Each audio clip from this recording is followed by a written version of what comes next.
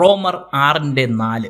അങ്ങനെ നാം അവൻ്റെ മരണത്തിൽ പങ്കാളികളായി തീർന്ന സ്നാനത്താൽ അവനോടുകൂടെ കുഴിച്ചിടപ്പെട്ടു. ക്രിസ്തു മരിച്ചിട്ട് പിതാവിൻ്റെ മഹിമയാൽ ജീവിച്ചെഴുന്നേറ്റതുപോലെ നാമും ജീവൻ്റെ പുതുക്കത്തിൽ നടക്കേണ്ടതിനു തന്നെ.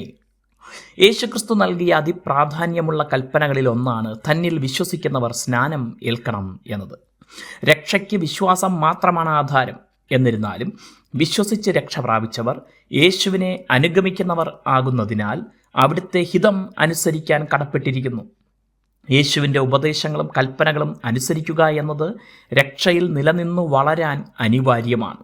ഒരിക്കൽ രക്ഷിക്കപ്പെട്ടു എന്നതിനാൽ ഇനി യാതൊരു ഉത്തരവാദിത്തവും ഇല്ല എന്ന മനോഭാവത്തിൽ ജീവിക്കുന്നവർ അവിടുത്തെ നാമത്തെ അപമാനിക്കുകയും ക്രിസ്തീയ സാക്ഷ്യം ഇല്ലാതാക്കുകയും ചെയ്യുന്നു. യേശുവിൻ്റെ കൽപ്പനയായ സ്നാനമേൽക്കേണ്ടതിൻ്റെ പ്രാധാന്യം കൂടെ മനസ്സിലാക്കി തരുന്നതാണ് ഈ വാക്യം. സ്നാനമേൽക്കുമ്പോൾ എന്തൊക്കെയാണ് ആത്മീയമായി സംഭവിക്കുന്നത് എന്ന് ഇവിടെ പൗലോസ് അപ്പോസ്തലൻ വ്യക്തമാക്കുന്നു.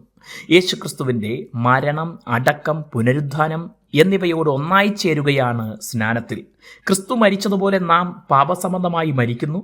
ക്രിസ്തു അടക്കം ചെയ്യപ്പെട്ടതുപോലെ നാം ആ മരിച്ച പഴയ മനുഷ്യനെ അടക്കം ചെയ്യുന്നു. ക്രിസ്തു ഉയർത്ത പോലെ നാം ജീവനിൽ പുതുക്കം പ്രാപിക്കുന്നു. ഇത് ആത്മീയമായി സംഭവിക്കുന്നതാണ്. എന്നാൽ ഇത് മനസ്സിലാക്കി വേണം സ്നാനമേൽക്കാൻ.